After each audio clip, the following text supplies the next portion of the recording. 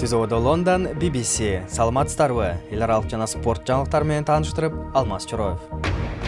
Дональд Трамп коопсуздук кеңешчиси катары сунуштаган адам кызматтан баш тартты. Трамп болсо маалымат каражаттарын калп айтып жатасыңар деп айыптады. Пакистандагы терактта 70-тен ашуун адам курман болуп, жүздөгөндөр жаракат алды. Чабуулга өздөрүн ислам мамлекети деп атаган топ жоопкерчиликти алды. Дубайда июль айында адамды ташыган дрон тик учактар ишке кирет. Ал саатына 160 чакырым ылдамдык менен жүрөт экен.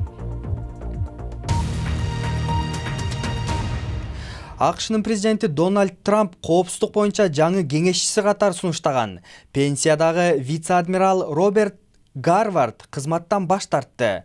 Трамптын мурунку коопсуздук кеңешчиси Майкл Флинн Орусияга байланыштуу чуулгандуу окуялардан кийин иштен кеткен.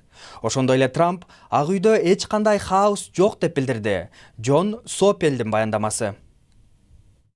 Ladies and gentlemen, the President of the United States. АКШнын президенти журналисттерди чакырып күтүүсүз маалымат жыйынын өткөрдү. Президенттин администрациясы жетекчи жаңы эмгек секретарын жарыялайт деп айтылган. Бирок чынында президент журналисттерди башка маселе боюнча чогултканы анык. Маалымат каражаттары ашынып, көзөмөлдөн чыгып кетти. Өтө калп маалыматтар таратылууда. Жетекчинин айтымында администрациясы абалды колдон чыгарды деген пикир чындыкка дал келбейт.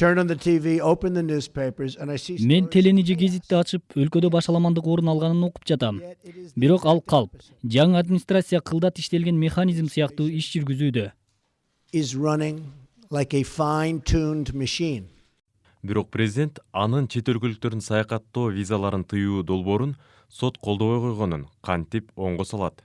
Урматтуу президент, чоң рахмат, сизге бир суроо. Сиз кайсы каражаттансыз? BBC. Дагы бир сулуу келиптир. Тамашаңыз жакты, биз калыс жана көз карандысыз уюмбуз. CNN сыяктуу. Сиз койгон виза чектөөлөрү өкмөттүн жакшы иштеп жатканына далил деп ойлойсузбу? Ооба. Кандайдыр бир каталар болдубу? Токтоп тур. Мен сиздин ким экениңизди билем. Сизге чектөөлөр тууралуу айтып берейин. Биздин долбоор жакшы ишке ашты. Бирок аны жаман соттор токтотуп салды.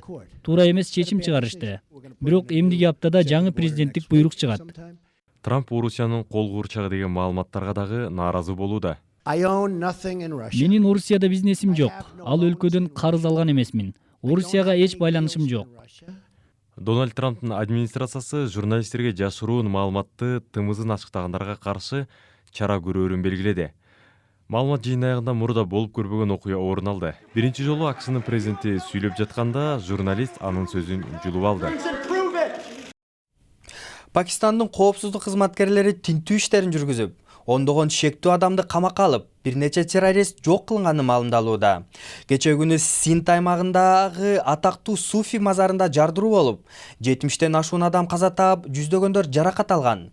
Чабуулга өздөрүн ислам мамлекети деп атаган топ жоопкерчиликти алды. Өткөн түнү бул сыйынуучу жер диний майрамды белгилөөгө келген кишилерге толуп, арасында жаш балдар да бар эле. Күтпөгөн жерден ушундай каргашалуу окуя болду. Жихадчылар мындай сыйынуучу жерлерге келген мусулмандарды капыр деп эсептешет. Ошондуктан буларды көп учурда бутага алышат. Жакындарынан айрылгандар бүгүн алардын сөөгүн жерге беришти. Бул аялдын 13 жаштагы баласы да каза тапты. Бул мазарда полиция менен жергиликтүү эл ортосунда араздашуулар да болуп кетти. Алар жан кештини токтотуу үчүн жетиштүү чара көргөн жок деп полицияга нааразы. Элдин баары кайгырып жатат. Коопсуздук чаралары көрүлгөн жок. Полицияга, жетекчилерге кооптонуубузду айтып келгенбиз. Эч ким кулак салган жок, дейт Саид Шуя. Суфи мазары сыяктуу башка да диний жайларда коопсуздук күчөтүлдү. Өкмөт күчтөрү түнү бою өткөн рейдтин натыйжасында согушкер деп саналган ондогон кишилер жок кылынганын маалымдады. Пакистанда 5 күн ичинде 5 чабуул жасалды. Пакистандык талептердин бир бөлүгү бомбалоонун жаңы толкуну башталаарын жар салган. Өздөрүн ислам мамлекети деп атаган топ биз кылдык деген соңку чабуул бул толкундун башталышы экени азырынча белгисиз. Бирок көпчүлүк соңку учурда азая түшкөн зомбулук эми кайра күчөйбү деп кабатыр болууда. Түзөгөдө BBC, эми күндүн башка жаңылыктарынын тизмеги. Гонконгдо 7 полиция кызматкери колу кишенделген демонстрантты сабаганы үчүн 2 жылга абакка кесилди. Окуяны журналисттер камерага тартып алууга жетишкен. Кен Цанг 2014-жылы болгон нааразылык акцияга катышып, полиция тарабынан олуттуу жаракат алган. Цанг дагы полицияга кол көтөргөн үчүн өткөн жылы 5 аптага түрмөгө кесилген. Жүздөгөн мигранттар 6 метр бийик тосмонун дарбазасын талкалап, Испаниянын Түндүк Африкадагы Сеута анклавына өтүштү. Алардын көбү Европага жетүүнү көздөйт. Полиция 500 адам дарбазаны талкалап өткөнүн коопсуздук камералар көрсөтөт деп маалымдады. Окумуштуулар мурда билбеген жаңы континентти аныктаганын айтышууда. Ал Зеландия деп аталды. Аймактын 94% суунун алдында. Жаңы Зеландия менен Жаңы Каледония гана бул континенттин деңиздин үстүндө жайгашкан бөлүктөрү. Бирок окумуштуулар аймак континентке мүнөздүү экенин белгилешүүдө. Изилдөөлөргө ылайык, Зеландия башка континенттерден бөлүнгөндөн кийин гана суунун алдында калган. Дрон сымал тик учактар, жол чырактарынын жаңы түрү, соңку дизайн, инновация жана технология жаңылыктарына апталык клик берүүбүздө токтолобуз. Айдоочусуз жүргөн унааларды унутуңуз. Дубайдын жетекчилери мына бул чөйчөк сыяктуу тик учактар келаткан июль айында шаардын үстүнөн учуп калат деген үмүтүн билдиришти. Бул чакан тик учактар 100 килограммга чейин оорукту көтөрүп, саатына 160 чакырым ылдамдыкта жүрө алат. Учууну үйрөнүү да кереги жок, себеби атайын көзөмөл борборунда башкарылат. Элдин суроо талабы менен колдонууга кайра келдиби? Ооба десек болот. Nokia 3310 модели кайрадан жасалууда. Акылдуу уюлдук телефон тармагында көп нерсе өзгөрдү. Бирок бул финляндиялык компания батареясы көпкө жеткен, колдонууга оңой болгон жана жылан оюну үчүн сүймөнчүккө ээ болгон Nokia'ны кайра чыгарууда. Эми уюлдук телефонунан ажырай албай, кадалып калган адамдар үчүн жакшы жаңылык.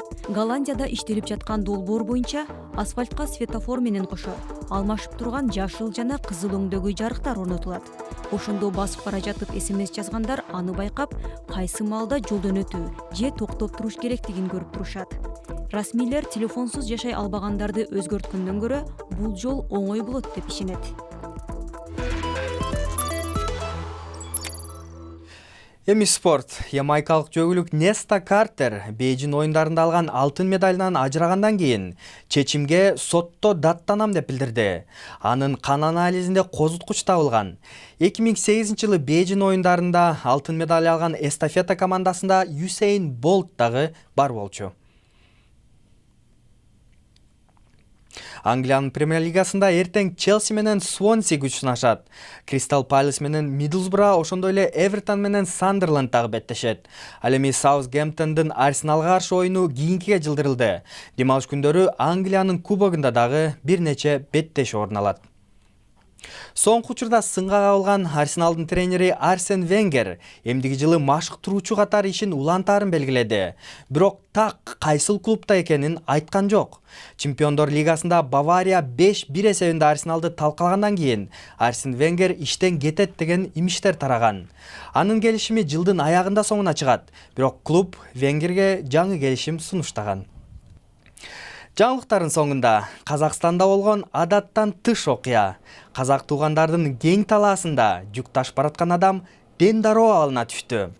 Көрсө жолго тик учак конуп, андан жоокер чыгып, адашып кеткенин айтыптыр. Казакстандын коргоо министрлиги учкуч навигацияны колдонбой туруп, багытын табуу машыгуу учурунда адашып кеткенин тастыктады. Ал аскердик базага аман-эсен жетиптир.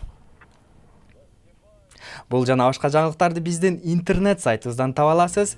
Дарегибиз bbc-kyrgyz.com сайтыбыздан жаңылыктарды окуп, радиобузду дагы аласыз. Сиздер менен мен Алмаз Чороев болдум. Эфирден кайрадан жолукканча саламатта калыңыздар.